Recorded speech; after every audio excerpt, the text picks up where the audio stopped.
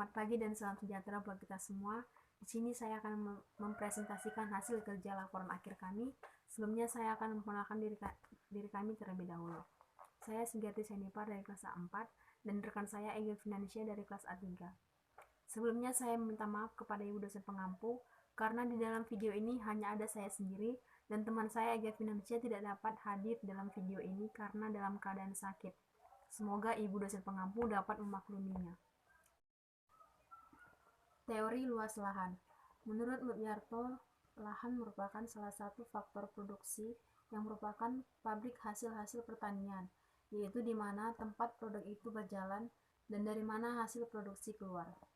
Lahan merupakan sifat yang khusus, sehingga dikatakan sebagai faktor produksi. Sifat khusus tersebut diantaranya luasnya relatif tetap atau dianggap tetap, tidak dapat dipindah-pindahkan, dan dapat dipindah tangankan atau dijual belikan.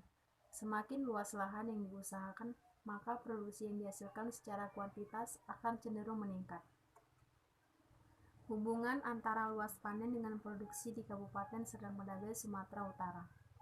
Menurut Badan Pusat Statistik tahun 2014, perkembangan luas panen dan produksi padi di Sumatera Utara selama periode 2003 sampai dengan 2013 rata-rata mengalami peningkatan sebesar 0,92% per tahun. Peningkatan ini disebabkan bertambahnya produksi padi sawah dengan rata-rata pertumbuhan sebesar 1,12% per tahun. Peningkatan produksi pangan di Sumatera Utara, khususnya produksi padi dalam menghasilkan produksi beras, tidak sebesar peningkatan jumlah penduduk. Akibatnya terjadi ketidakseimbangan antara kebutuhan beras dengan ketersediaan beras yang akan mengakibatkan terjadinya peningkatan dan ketergantungan terhadap impor beras. Perkembangan luas panen dan produksi di Sumatera Utara mengalami naik turun, di mana tahun 2016 jumlah produksi padi mengalami kenaikan dari 4,609,791 ton menjadi 4,699,777 ton pada tahun 2017 dan turun pada tahun 2018 menjadi 2,108,284 ton. Apabila hal tersebut terus berlangsung, dikhawatirkan akan terjadi kerawanan pangan mengingat terjadinya peningkatan jumlah penduduk setiap tahunnya, dan mengingat komoditas beras merupakan kebiasaan makanan masyarakat Indonesia. Perkembangan luas lahan sawah yang ditanami padi di Kabupaten Serdang Bedagai. Seperti yang terlihat dalam grafik, dari 38,96 hektar lahan sawah di Kabupaten Serdang Bedagai, pada tahun 2016 seluas 38,155 hektar ditanami padi, 791 hektar lainnya ditanami tanaman selain padi. Lahan sawah irigasi yang ditanami padi atau tanaman lainnya seluas 32,849 hektar. Sedangkan lahan sawah tada hujan, rawa pasang surut, dan rawa lembab ditanami padi atau tanaman lainnya berturut-turut seluas 5,822 hektar, 260 hektar, dan 15 hektar. Jika dilihat 5 tahun ke belakang, yaitu tahun 2012 sampai dengan tahun 2016, lahan sawah yang ditanami padi mengalami penurunan seluas 2,069 hektar. Penurunan terbesar terjadi di tahun 2012 ke 2013, yaitu seluas 2,067 hektar. Produksi padi luas lahan padi di Jawa.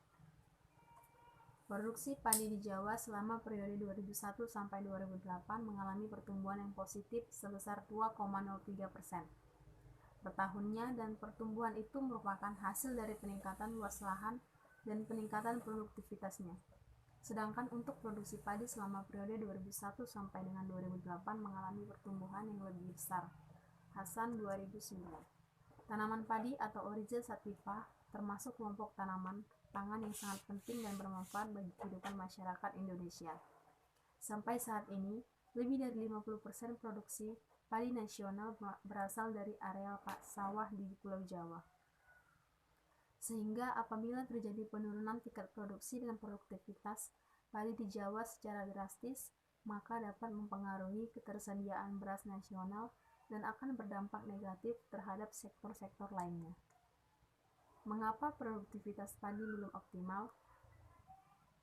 Menurut Makarim et al. 2000, mengatakan bahwa belum optimalnya produktivitas padi di lahan sawah antara lain disebabkan oleh A. Rendahnya efisiensi pemupukan, B. Belum efektifnya pengendalian hama penyakit, C. Penggunaan pupuk benih dan pestisida yang kurang bermutu, dan varietas yang dipilih kurang adaptif. Proyeksi analisis luas areal panen padi sawah atau ladang tahun 2019 sampai dengan 2026. Untuk luas lahan padi sawah atau ladang di Kabupaten Serdang Bedagai dalam proyeksi 5 tahun ke depan dapat diperkirakan mengalami peningkatan, karena di Kabupaten Serdang Bedagai mayoritas bermata pencaharian sebagai petani, dan rata-rata memiliki lahan sawah sendiri. Maka, jika diperkirakan dari perkembangan pembangunan di Indonesia untuk perkiraan luas lahan, bisa dikatakan akan mengalami peningkatan dan juga penurunan yang tak terduga.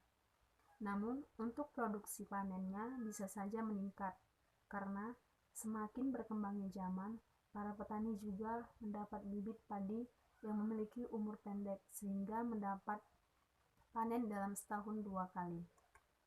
Terima kasih, sekian presentasi dari kelompok kami.